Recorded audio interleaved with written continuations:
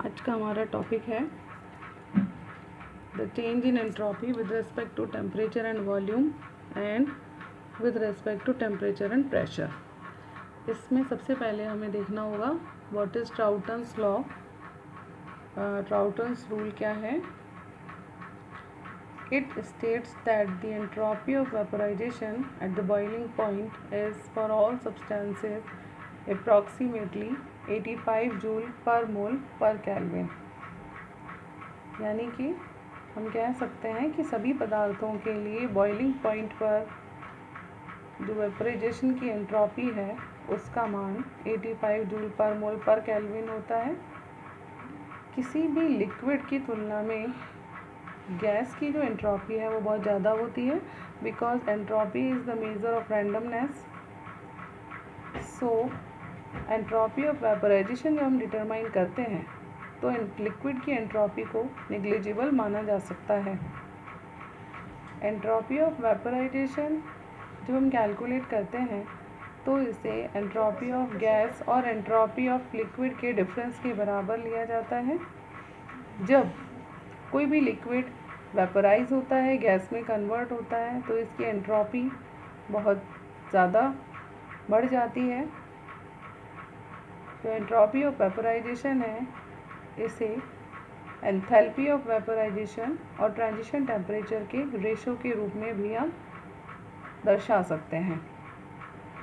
Boiling point पर जो Dallas vaporisation का मान है वो अप्रॉक्सीमेटली 85 जूल पर मोल पर केल्विन होता है। बहुत सारे लिक्विड्स के लिए ट्राउटन्स रूल वैलिड होता है और ट्राउटन्स रूल की सहायता से हम उन सभी लिक्विड्स के लिए एंथैल्पी ऑफ वेपोराइजेशन कैलकुलेट कर सकते हैं जिनकी बॉइलिंग पॉइंट हम जानते हैं। Now entropy as a function of temperature and volume. इस इक्वेशन को हम एक बार कांस्टेंट वॉल्यूम पर डिफरेंशिएट करते हैं और एक बार कांस्टेंट टेम्परेचर पर डिफरेंशिएट करते हैं।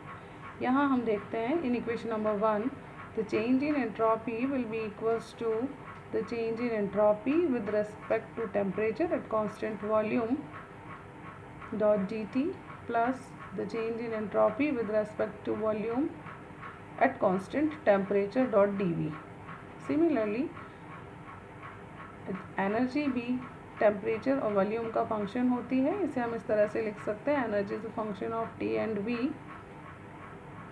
क्योंकि यहाँ हम कांस्टेंट वॉल्यूम की बात कर रहे हैं इसलिए हमने यहाँ पर इंटरनल एनर्जी टर्म यूज़ की है। अगेन इसे भी कांस्टेंट वॉल्यूम और कांस्टेंट टेम्परेचर पर डिफरेंशिएट करते हैं। तो DE shows the change in internal energy which is equals to the change in internal energy with respect to temperature at constant volume dot dt and change in internal energy with respect to volume at constant temperature dot dV. यहाँ पर जो first term है in right hand side it shows the heat capacity at constant volume which may be written as Cv dot dt, and the second term change in internal energy with respect to volume at constant temperature remains same. That is equation number 2. According to the first law of thermodynamics, we know that the heat absorbed by the system will be equals to the change in internal energy and work done by the system. यहाँ पर हम DE की value equation number 2 से substitute करते हैं तो हमारी equation का फॉर्मेट इस तरह से होगा, the change in heat will be equals to CV dt plus del V with respect to volume at constant temperature dot dV plus PdV। अब यहाँ हमने देखा कि राइट हैंड साइड में जो लास्ट टू टर्म्स हैं यहाँ dV कॉमन है, तो इन दोनों में से dV को अगर हम कॉमन लेते हैं तो हमें इक्वेशन नंबर 3 मिल जाती है। On both side it is divided by T, that is absolute temperature. The equation turns as dq by T. dq by T, it is the ratio of heat absorbed by the system and absolute temperature which will be equal to the change in entropy, and The terms on right hand side will be same, that is equation number 4.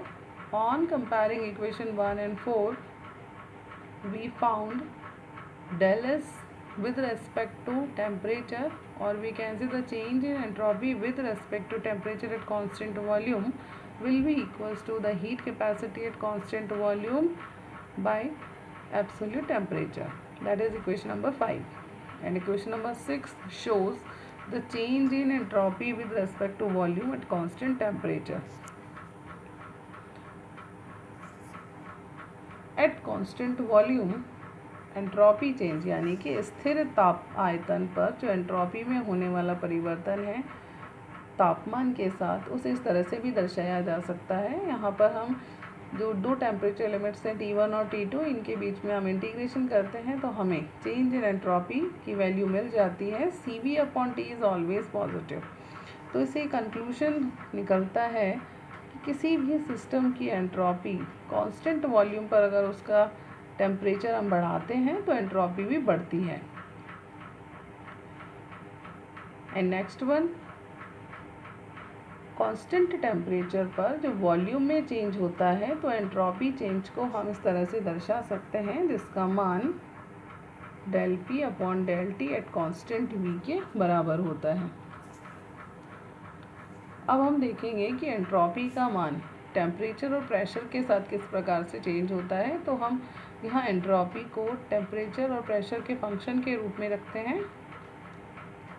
Again हमने फिर से इसे differentiate किया है, एक बार pressure constant pressure पर और एक बार कांस्टेंट टेम्परेचर पर। del S/del T at P.dt shows the change in entropy with respect to temperature at constant pressure, and the next term shows the change in entropy with respect to pressure at constant temperature. क्योंकि यहाँ constant temperature की बात हो रही है तो हम energy को एंथैल्पी के फॉर्म में लेंगे, which is denotes by the symbol H. Here H is the function of temperature and pressure. Again we differentiate it at constant pressure and at constant temperature. So the change in enthalpy, that is dH, will be equals to the del H with respect to temperature at constant pressure dot dt, and the second one, the change in enthalpy with respect to pressure at constant temperature dot dP. Here in equation number 2, the first term in right hand side shows the change in enthalpy at constant pressure with respect to temperature will be equals to the heat capacity at constant pressure, that is denotes by the Cp dot dt, and the second term remains same. Again from the both sides are divided by the absolute temperature T. So the dH by T will be equals to the change in the dH by T minus V by T dP will be equals to change in entropy ds.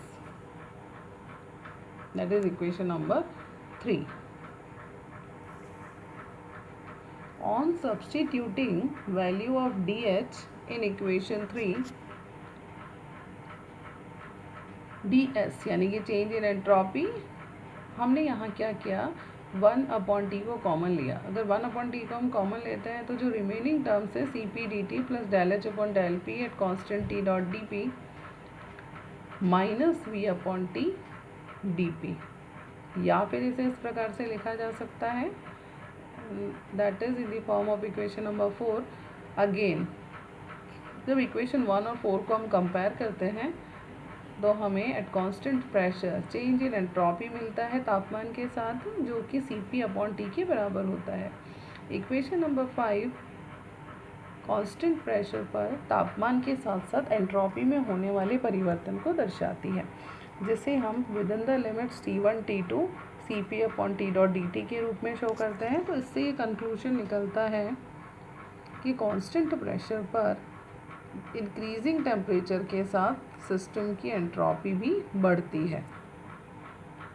ये understood है कि जब भी temperature बढ़ेगा तो system की entropy increase होगी, यानी रैंडमनेस या डिसऑर्डरनेस में बढ़ोतरी होती है, उसकी वृद्धि होती है। Now I hope that the topic is clear. Thank you.